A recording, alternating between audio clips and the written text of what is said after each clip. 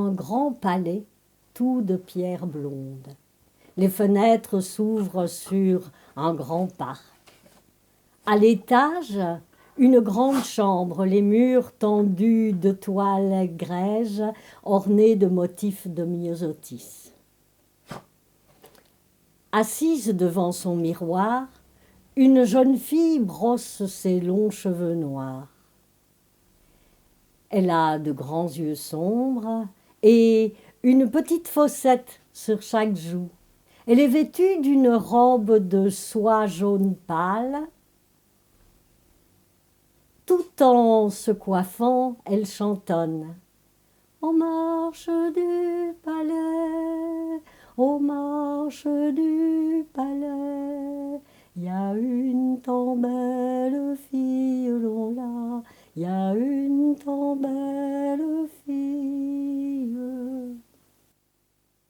C'est Flore, la fille du roi.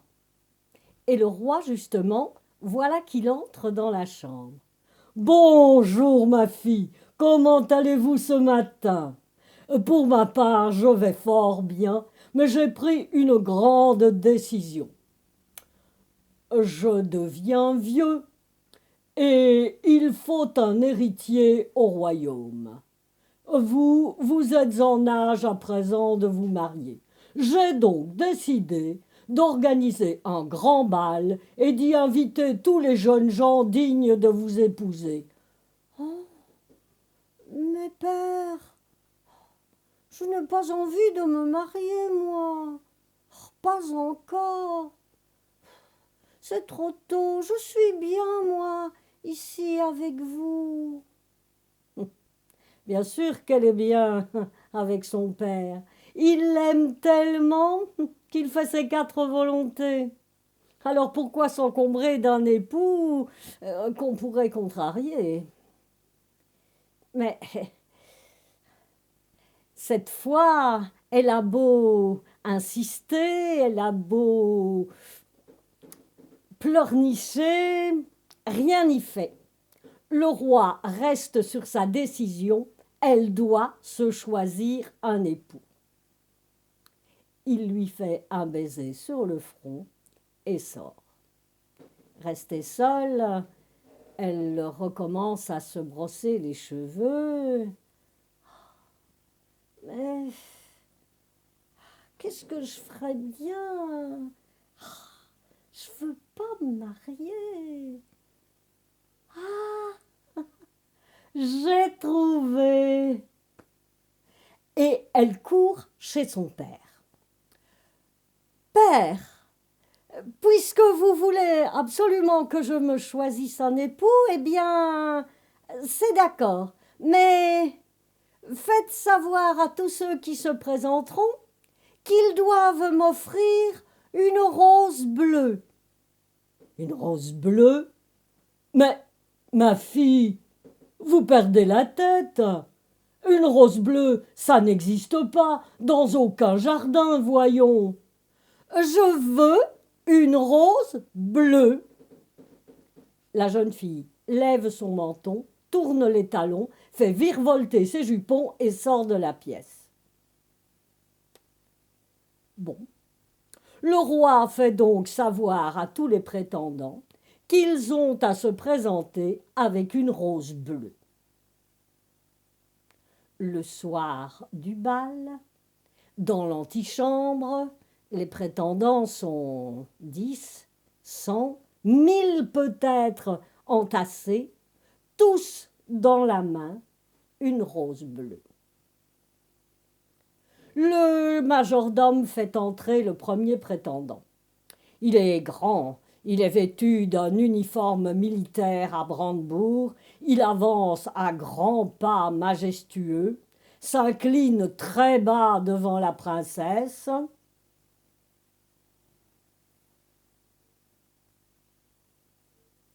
La jeune fille regarde la rose.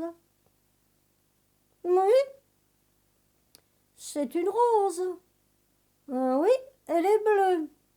Mais elle est en soie, monsieur, votre rose. Moi, je veux une vraie rose bleue. Vous m'entendez ?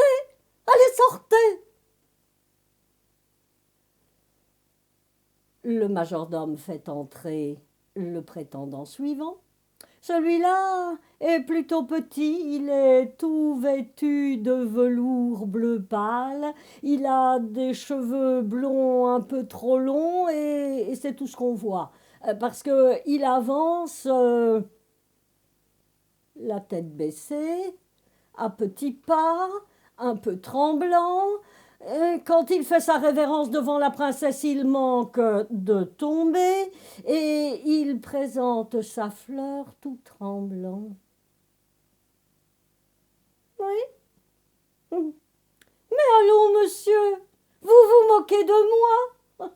Cette rose bleue, elle est en papier. Allez, partez.